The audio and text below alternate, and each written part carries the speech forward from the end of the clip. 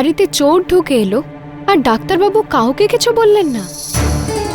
তারপর নিজেই ওর পিছনে চলে গেল ওকে ধরতে, আর তারপর ওই পুজোর সময় ওনার জায়গায় পুতুলকে বসিয়ে দিলেন। কি দরকার ছিল ওনার এসব করার?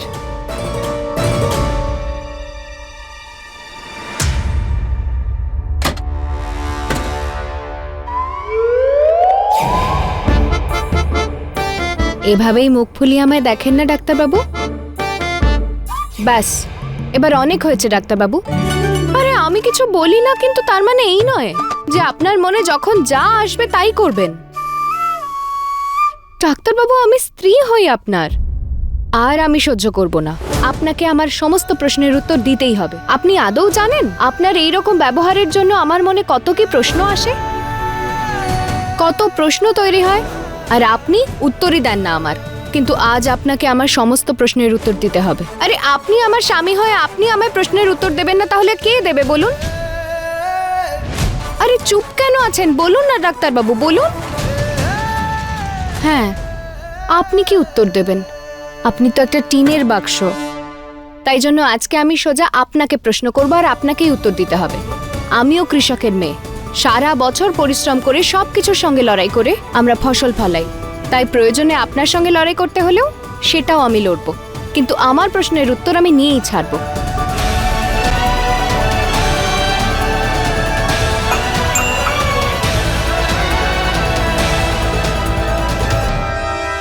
যে খেলাটা আমরা শুরু করেছিলাম তাতে আমরা অনেকটা এগিয়েছি, কিন্তু একে কোনো লোক দেখে ফেলার আগে আবার ওকে আমাদের লুকাতে হবে। কারণ আয়ুষ্মান শুধু আমার, আর আমি ওকে পেয়েই ছাড়বো। আর ওই আয়ুষ্মান আবার এই বাড়িতে ঢুকতে পারবে না। আরে আমি ওকে এখানে থাকতে দেব না, কারণ আমার প্রতিশোধ এখনো সম্পূর্ণ হয়নি। কিন্তু ওকে পাঠানোর আগে আমি আমার আঙুলটা ফেরত চাই, না হলে সবাই সন্দেহ করবে, সবাই জানতে পেরে যাবে, আর সব গুবলেট হয়ে যাবে। ঠিক আছে, আমি কিছু একটা চেষ্টা করছি যাতে পিসিমার কাছ থেকে আঙুলটা ফিরিয়ে আনা যায়, কিন্তু তার আগে তুমি একটু চেষ্টা করো না। চেষ্টা করো কোনো আলাদা নকল আঙুল তৈরি করবার। কিন্তু সবচেয়ে বড় সমস্যা তো ওকে আমরা কি করব? আরে এটা আবার কিসের ঝামেলা? এটা কিছুক্ষণের জন্য এখানেই থাকুক। আরে নেশার ঘোরে রয়েছে ও, আর এত জোরে ডান্ডা মেরেছো, ও অনেকক্ষণ উঠবে না এখান থেকে। এখানে থাকলে কেউ কোনো রকম সন্দেহ করবে না।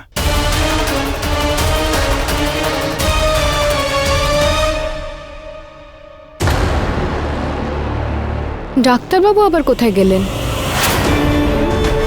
আর এক্ষুনি তো এখানেই ছিলেন। কত কি প্রশ্ন করার ছিল, ওনাকে কথা বলার ছিল, কিন্তু এমন মনে হচ্ছে যেন ডাক্তারবাবু আমায় বারবার এড়িয়ে যাচ্ছেন।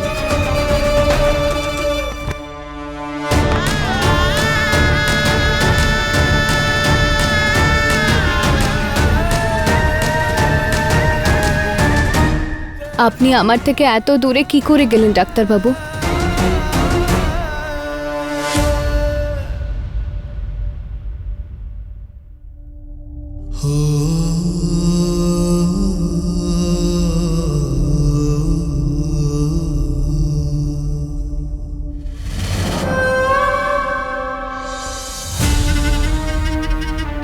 হে ভোলানাথ, বাড়িতে কি সত্যি চোর এসেছিল? আর যদি এসে থাকেও তো এই নকল আঙুল, এই নকল আঙুলটা তো ওর। ও কি বাড়িতে এসেছিল? কিন্তু ও আসলে নকল আঙুল কেন লাগিয়ে আসবে? কিছুতেই কিছু বুঝতে পারছি না।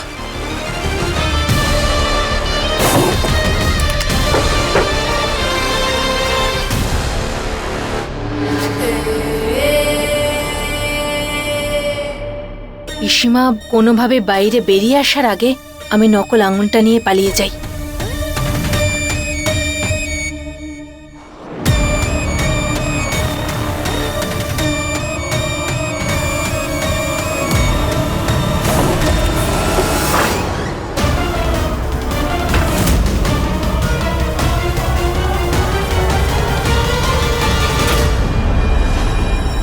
আলিয়া, তুমি এখানে আমার ঘরে কি করছো?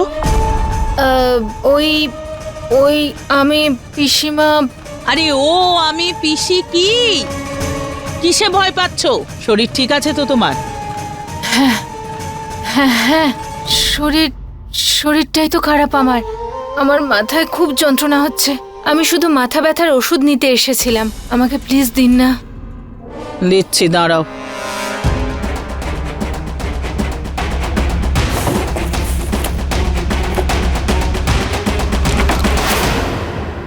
এই নাও ওষুধ। আর 3-4টে একসঙ্গে আবার খেয়ে ফেলো না। এখন একটা খাবে আর দ্বিতীয়টা রাতে খাবার পর, বুঝেছো? হ্যাঁ, থ্যাংক ইউ পিসিমা। যাও গিয়ে বিশ্রাম নাও।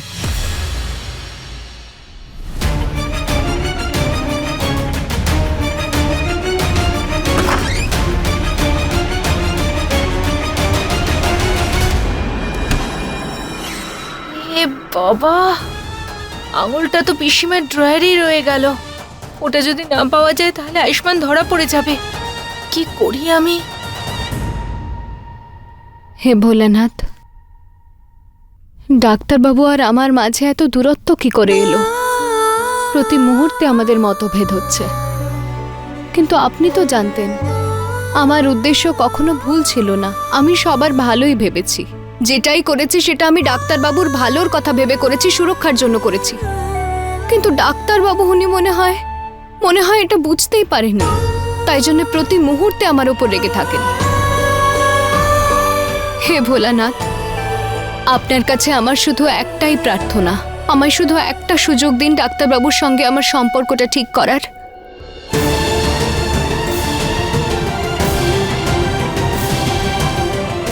আমি আপনার কাছে হাত জোড় করছি ভোলানাথ, আমার ডাক্তারবাবুকে ফিরিয়ে দিন।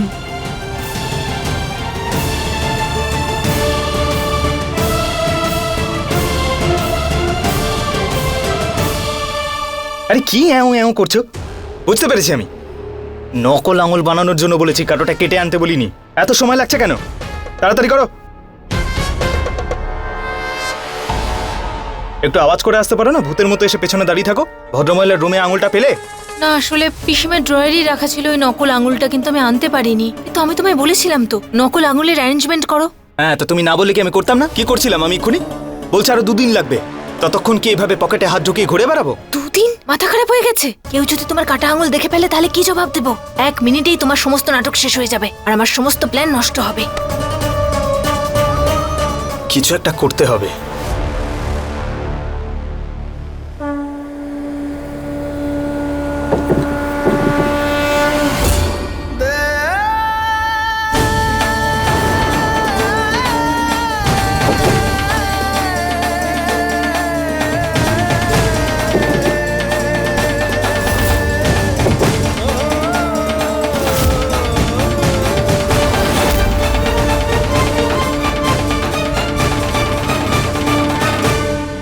এই আওয়াজটা কি এর মধ্যে থেকে এলো?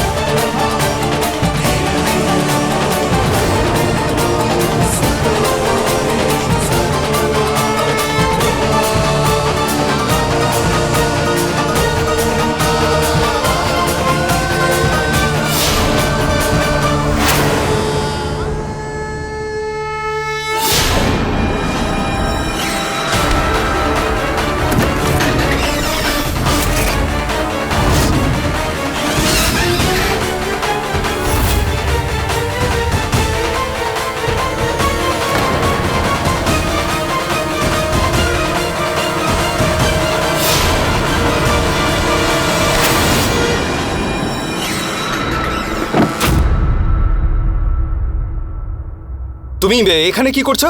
ওই ডাক্তারবাবু, আমি এর মধ্যে থেকে কারোর আওয়াজ পেলাম, মনে হয় এর মধ্যে কেউ আছে। আরে গয়না, কিসব কথা বলছো?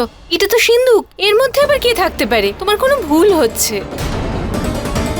হ্যাঁ, আলিয়া একদম ঠিক বলছে। এর মধ্যে পুরনো জিনিসপত্র রাখা আছে। তুমি চিন্তা করো না, কাজের লোককে বলে আমি এটা স্টোর রুমে রাখার ব্যবস্থা করছি। না ডাক্তারবাবু, আমি সত্যি বলছি, আমি এর মধ্যে কারোর আওয়াজ পেয়েছি। হতে পারে ওই চোরটা এখানে এসে লুকিয়ে আছে। ডাক্তারবাবু, আমাদের দেখা উচিত একবার। আরে ও আবার ফিরে আসবে কি করে? আমি তোকে নিজে দেখেছি বাইরে যেতে। আরো আসবেই বা কেন? জেলে যাওয়ার জন্য? আপনি ঠিকই বলছেন ডাক্তারবাবু, কিন্তু একবার খুলে দেখতে অসুবিধে কি আছে? ডাক্তারবাবু, আমার সন্তুষ্টির জন্য দেখতে দিন, সরুন। আরে গয়না, আমি বলছি তো এর মধ্যে কিচ্ছু নেই। কি দেখবে তুমি? আরে কিছু না থাকলেও আমাকে একবার দেখতে দিন না, আমি বলছি না, আমাকে একবার দেখতে দিন।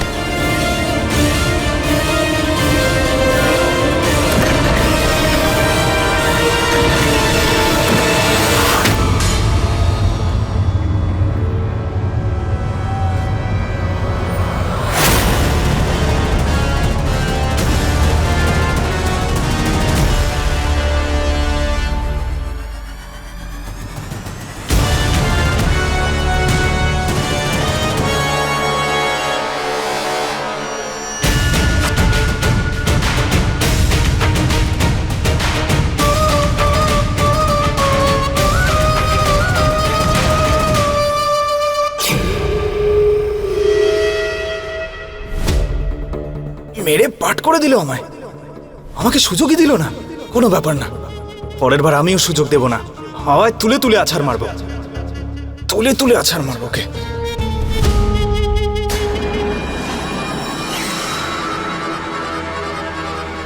আরে ভাই, এটা তো একদম খোলামেলা ছেড়ে দিয়েছি। কেউ যদি ভুল করে একবার এটা খুলে দেয়, সাক্ষাৎ আয়ুষ্মানের দর্শন হয়ে যাবে। আমি তখন ঝামেলায় পড়ে যাব। কি যেন একটা কথা আছে না, সুরক্ষার থেকে সাবধানে থাকা ভালো। কিছু একটা উপায় বের করতে হবে।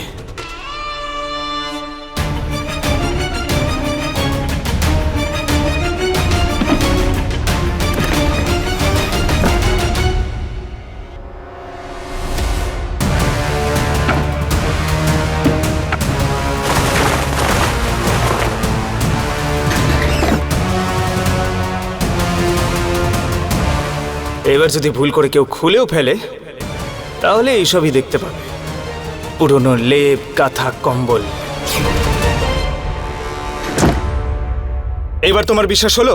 হ্যাঁ, আমি তো বললাম এর মধ্যে কিছু নেই, কিন্তু তুমি তো ঠিক করেই নিয়েছো যে আমার কথা শুনবেই না। চিল আয়ুষ্মান, আয়ুষ্মান ও একবার চেক করে নিল, ও সান্ত্বনা পেয়ে গেল। হ্যাঁ ডাক্তারবাবু, আমি হয়তো একটু বেশি ভাবছিলাম।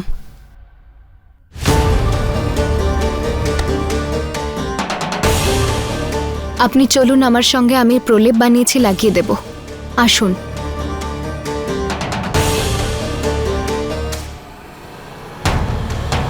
গয়না,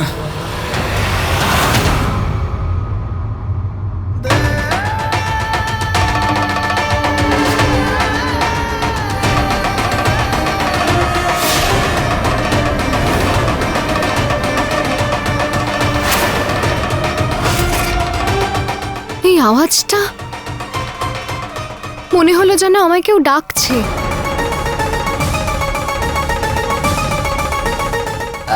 আওয়াজ? না, কোনো আওয়াজ আসেনি, আমি কোনো আওয়াজ পাইনি। আয়ুষ্মান, তুমি পেয়েছো? না গয়না, আমার মনে হচ্ছে না তোমার কান বাজছে।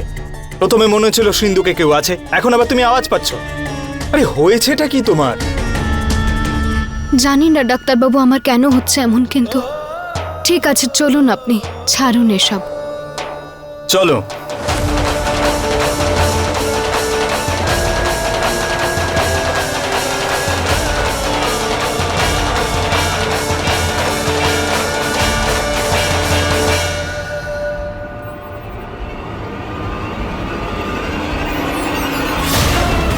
এই সিন্দুকটাকে এখান থেকে সরাতে হবে।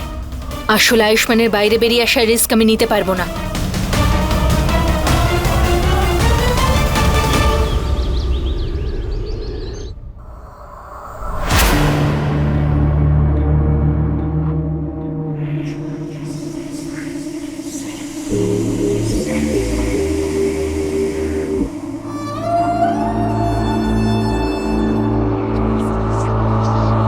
এই সব কিছু কিন্তু তোমার দোষ। কি দরকার ছিল তোমার এখানে আসার? এখন দেখো তোমার ভালোবাসা আমাকে কি না করতে হচ্ছে। ঈশ্বরকে ধন্যবাদ যে এই বাড়ির সমস্ত রাস্তা আমি জানি, এমন রাস্তা যেখানে কেউ হাঁটাচলা করে না। সেই জন্যই তো তোমাকে এই সিক্রেট রুমে নিয়ে এসেছি। আই এম সরি আয়ুষ্মান, এই সব কিছু আমি নিজের জন্য নয় বরং আমাদের জন্য করছি। আর একটু সময়ের অপেক্ষা, তারপর তুমি চিরকালের জন্য আমার হয়ে যাবে। আর এখন আমি যেটা করতে চলেছি, প্লিজ সেটার জন্য তুমি আমায় ভুল বুঝো না।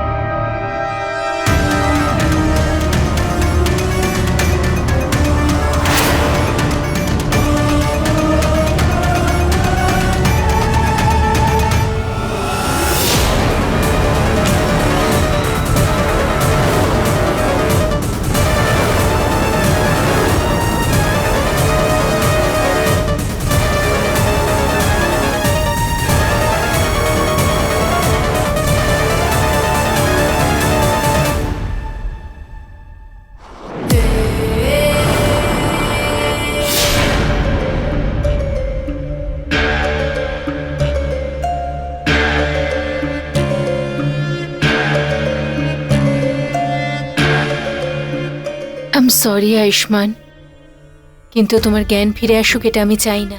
আর না তুমি আমার মুখটা দেখতে পারো। কিন্তু তুমি চিন্তা করো না, খুব তাড়াতাড়ি তুমি এটা বুঝতে পারবে যে আমি যা কিছু করছি তা একদম ঠিক করছি। আর তোমাকে আমার চেয়ে বেশি ভালো কেউ বাঁচতে পারবে না, কারণ তুমি শুধু আমার ছেলে আর আমারই থাকবে।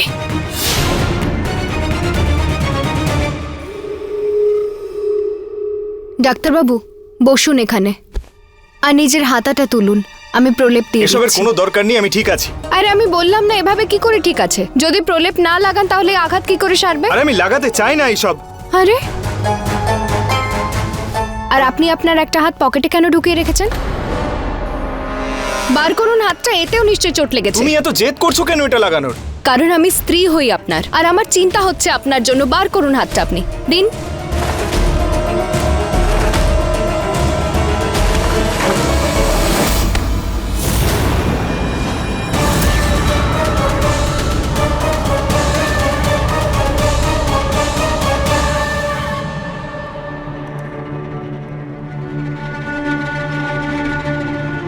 তাড়াতাড়ি গিয়ে জামা কাপড়গুলো পাল্টে ফেলি।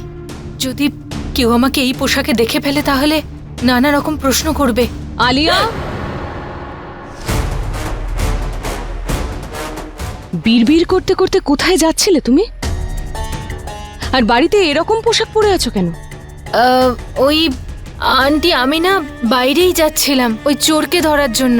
যবে থেকে আয়ুষ্মান চোরের ব্যাপারে বলেছে আমি ভয় পেয়ে গেছি, সেই জন্য আমি এই কালো পোশাক পরেছি যাতে চোরকে চোরের মতো করে খুঁজতে পারি। আমি গিয়ে পোশাকটা পাল্টে ফেলছি। হড়বড় করে অনেক কিছু তো বলে দিলাম, আন্টি যেন আবার ভুল না ভেবে বসেন। দিনের বেলায় কালো পোশাক পরে বাইরে যাচ্ছে যাতে ওকে কেউ চিনতে না পারে। ও যে মিথ্যে কথা বলছে সেটা একদম পরিষ্কার। কিছু তো একটা ঘটাচ্ছে। গয়নাকে গিয়ে এই কথাটা বলতেই হবে।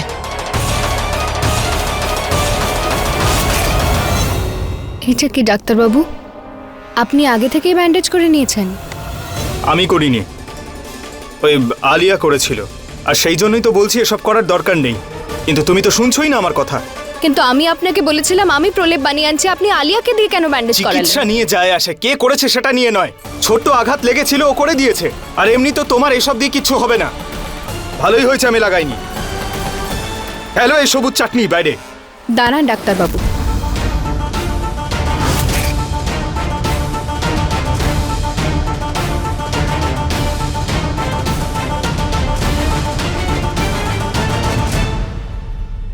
আমার আপনাকে একটা প্রশ্ন করার আছে। আজ আপনি ঠাকুর ঘরের সামনে একটা পুতুল রেখে গেছিলেন কেন? আপনি জানেন ডাক্তারবাবু আমি কতটা চিন্তায় পড়ে গেছিলাম। আপনি যদি চোরকে খুঁজতেও যান তাহলে আমাকে বা অন্য কাউকে বলে যেতেন। আচ্ছা, এতে বলার কি আছে? তুমি কি চাও যে আমি চোরকে বলে দেবো যে ও এসছে আমি জানি?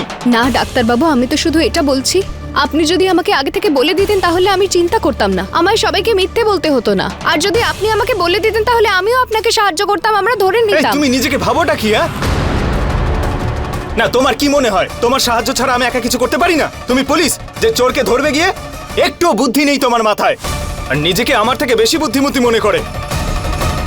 ডাক্তারবাবু, আপনি এরম ভাবে কেন কথা তোমার বলছেন? ভাগ্য ভালো যে আমি তোমার সঙ্গে কথা বলছি, না হলে যেভাবে তুমি কথা বলছো আমি কখন চলে যেতাম এখান থেকে। যখনই দেখবো একই কথা বলতে থাকো, এটা করলে না কেন, ওটা করলে না কেন, এটা কেন বললে না, ওটা কেন বললে না। আমার মেডিকেল লাইসেন্সটা পাচ্ছি না বলে চিন্তায় মরে যাচ্ছি আমি। কত প্রশ্নের সম্মুখীন হতে হবে যাতে ওটা আমি ফেরত পাই আবার। সারাক্ষণ শুধু ওটাই আমার মাথায় ঘুরছে এখন, কিন্তু তোমার প্রশ্নের তো শেষই হয় না। আরে তোমার মতো সারাক্ষণ বাড়িতে চুপচাপ বসে থাকি না। তোমাকে বলার মতো প্রয়োজন মনে হয়নি তাই বলিনি আমি, আর এরপরেও আমি তোমাকে সব কথা বলতে পারবো না আর বলবোও না। সারাক্ষণ শুধু আমার মাথা খারাপ করে দেবে।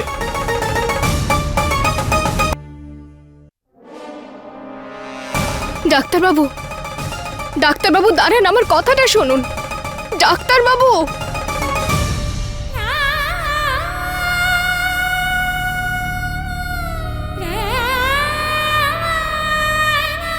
গয়না, জানিস তো আমার মনে হয় যে আলিয়া না নতুন করে কোনো নাটক সাজাচ্ছে। আমি এক্ষুনি ওকে...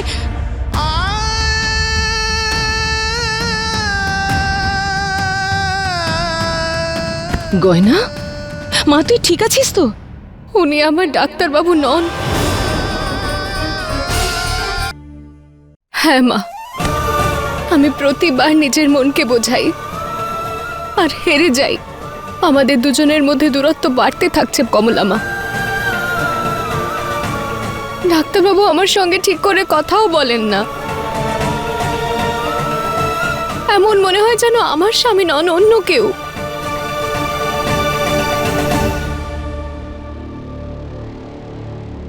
উনি আমার ডাক্তারবাবু নন কমলা মা।